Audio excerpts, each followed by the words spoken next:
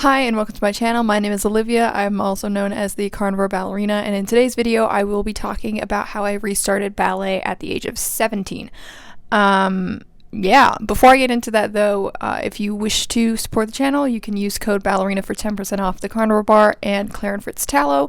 And finally, I'm going to say it, if you want to, feel free to like and subscribe. Alrighty, so like I mentioned many times, started ballet later. I was doing it when I was younger, and then we moved countries for the 100th time when I was 8, and I had to stop until I was around 13. Prior to restarting again at 13, which clearly was not good, my sister and I were just doing dance very recreationally. If anything, we took it as more of a side thing and focused more on horseback riding, tennis, and gymnastics. So those were more so our main focuses. We both liked dancing, but it wasn't like our favorite thing that we did. We liked it, but it wasn't like the main focus. I don't know. So it wasn't, my point is that it wasn't like professional training. So did not really know what many positions were, did not really know what any terms were. All I knew was first position, because the teacher taught us that if you put a slice of plastic pizza in between your feet, that's first position. That's not first position. Anyway, so when I was 13, I restarted again and was just slapped on point shoes. Bad idea. Do not do that. Once again, very recreational. We didn't really learn that much. We didn't do that much technique. I remember we did maybe it seemed like a very short amount of time, like 2 months of classes where we were just kind of dancing around the room, and then we began like rehearsals for a show. So it was a lot of just dancing and not learning technique, which a lot of studios do just because you're going for a hobby. It's not professional, and I'm fully aware of that. Anyway, so I then auditioned for a ballet academy, and for whatever reason, I don't know why, I got in and started going when I was 14 until I was 17. And I turned 17 in January of 2020, and I stopped really dancing for a good 6-ish months. So kind of from February until July, I did absolutely nothing, and that's why I call it like restarting. Because I did nothing. I had a bunch of health conditions, not good situation in life and everything, and just wasn't really doing that much. If anything, I was just getting more depressed and into a downward spiral. Lovely. I did have one thing that I was looking forward to though, and it was a summer course in Croatia, and that was in July, and I went and I did that, and somehow I think what I picked up younger was definitely not technique or any terminology of any kind, but that was just like coordination. Like I could just jump into a class and do it. So that was a very embarrassing experience, because not only did I physically feel and look terrible, but my technique and everything just plummeted, because I had not done anything for a very long time. And then at the end of that course, I asked one of the teachers if I could train privately to improve, because I didn't have anything else going for me. No ballet schools were really auditioning at the time there, because they were all shut down, understandably.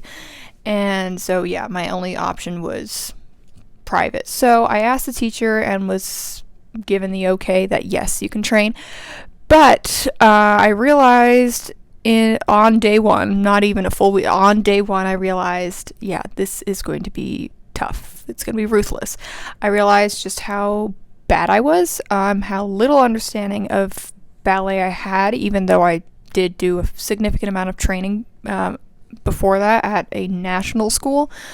But it was very different technique, very different style. There's a few different styles and techniques in ballet, and this was pure Russian. And before that, I was doing ABT loosely based, because there were a bunch of different teachers. They all had their kind of different methods, and that's kind of what messed up a lot of the students that went to that school. We all got confused on what we should be doing, because one teacher would ask for one thing and another would ask for another thing, and it was very conflicting and confusing. So I went from that to this pure Russian style, where if you don't have flat turnout, you can't dance, and that's kind of how it went. So from day one, I was like, oh, I'm bad. I'm very bad, and I have to change very quickly. So over the span of a year, I went from being very, very bad to actually being not so bad. And at another time, I will get into what I did to improve that. During this whole process, though, this is where I don't think you should ever give up hope on what you want to achieve, because for one, I was doing very bad physically due to a bunch of different health conditions, which I wasn't really sure what they were. So I had all of this joint pain, muscle pain, inflammation. I was depressed. I had a lot of family stuff happening. So all of that combined in one. I just moved and everything was shut down. So I had zero friends, zero social life, but I was able to still up my technique. So if you set your mind to something, despite the physical, mental, emotional challenges or things that you have going on, I think you can still achieve something. So don't give up hope on that. But so anyways, yeah, I don't remember what I was talking about. Right, at another time I will explain some tips and things to help with that. But at this point, I was only doing 4 ballet classes a week with this teacher, and then at home 1 day a week, so 1 to 2 days a week, so it was about 6 days of like movement in total. I would just go in our basement, in our garage, and put on a pair of point shoes, kind of just dance around for the fun of it, and then do a floor bar, which I highly recommend. I have a translated version on my YouTube, which you can check out, which is amazing. That's one thing that really helped with my technique.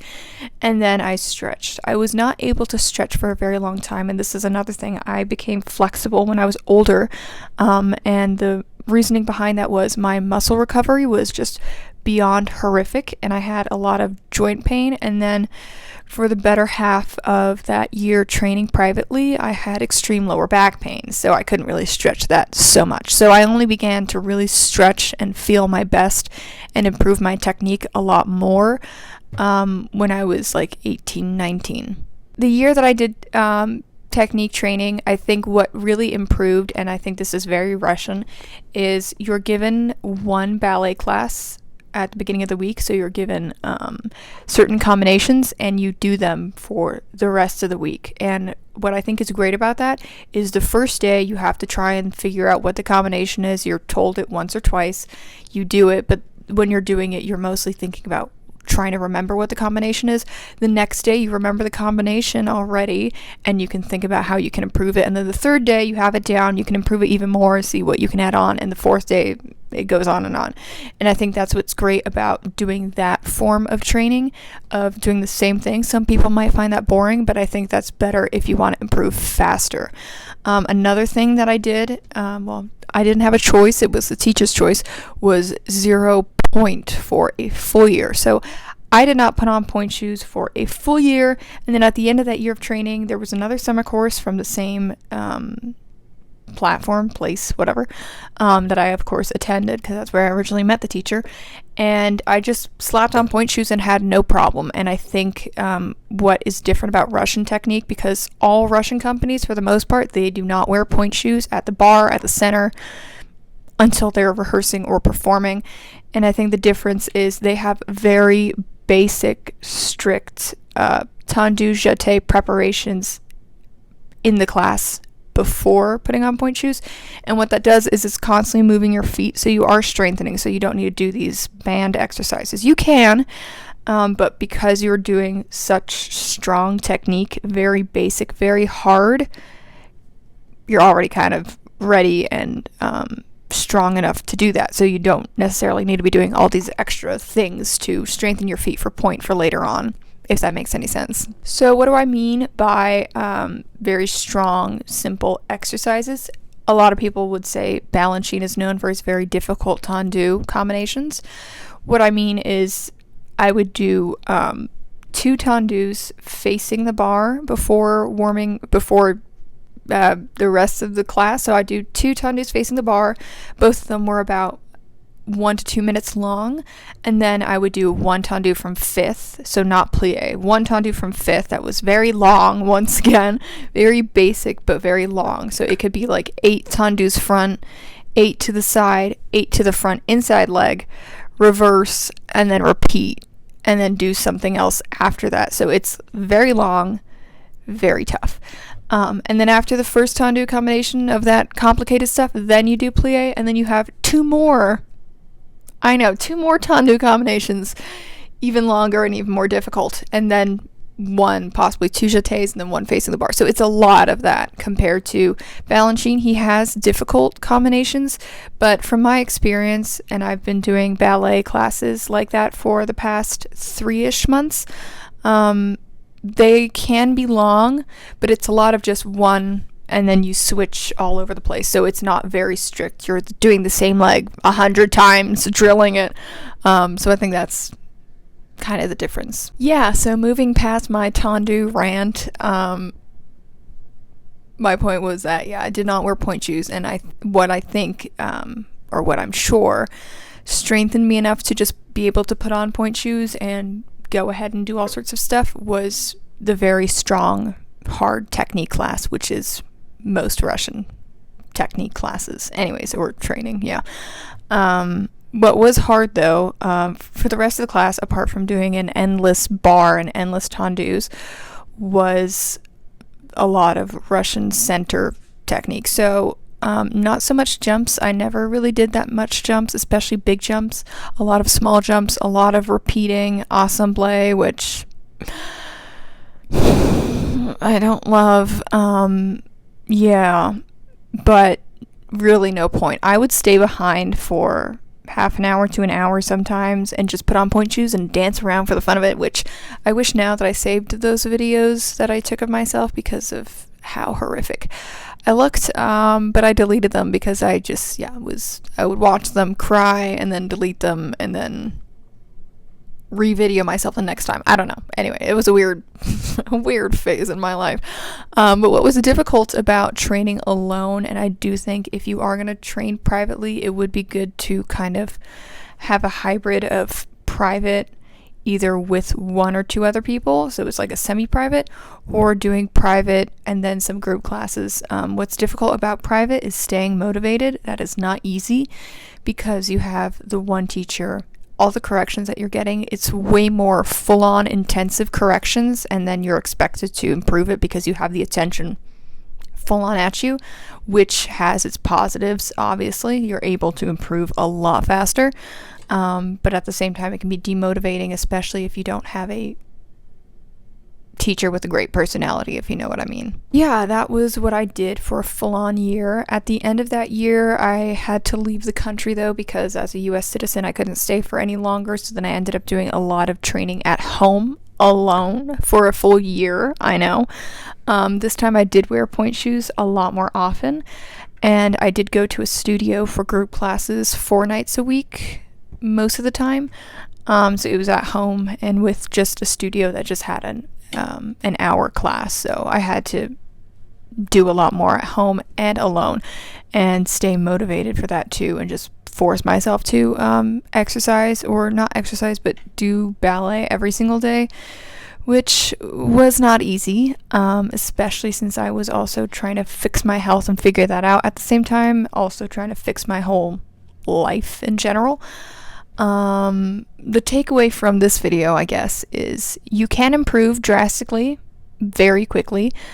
You have to be very committed, though, and you have to find a good teacher, and just be committed to it. Also, another thing that changed was watching ballet videos. So I watched a lot more ballet classes, not necessarily ballets as in the productions, but the ballet classes. So I watched a lot of the Vaganova exams and things like that, which I'll get into at another point as to the benefits of that and what I did to improve as well, apart from just that. Yeah, that was my experience restarting kind of at 17 and what I got out of it. I would definitely not be pursuing ballet had I not had that training. I would never have been brought up to this technique without that, or this level of technique of being able to audition for actual ballet companies. Recently, there's been a bit of confusion, I said I was with a ballet company, which I was. I was offered positions at 2 different places, and for one, I had to leave because I was not feeling good in that city, unfortunately. I really liked that one, though, and the second one was not a good environment, so I just left. I decided, what I've learned in my short amount of time on this earth is if you're not wanted somewhere, it's not worth it. Go where you're wanted, and I found a place where I am wanted, so that's where I am now, and I will continue to be probably auditioning for some places, and just pursuing it more so as a side thing, but not fully on, because I think it's good to kind of balance your actual life and ballet. Before, it was like my life was ballet, and I'm gonna die if I don't do anything else, and that may not be healthy. So I'm trying to move away from that mentality a bit. So yeah, I hope this video was interesting to some extent. Hopefully you can get something out of it to inspire you to continue trucking on there. And I'll be posting some more actual tips on how you can improve faster when you're older. Yeah. Thank you for watching. If you want to check out my other videos, you may. They'll be linked down below, as well as if you want to support the channel, you can use code Ballerina for 10% off the Carnivore Bar and Clara and Fritz Tallow. I use their products daily. That's what I'm wearing right now. So yeah, thank you for watching. I hope this was entertaining, and feel free to like and subscribe. And yeah, I hope to see you soon.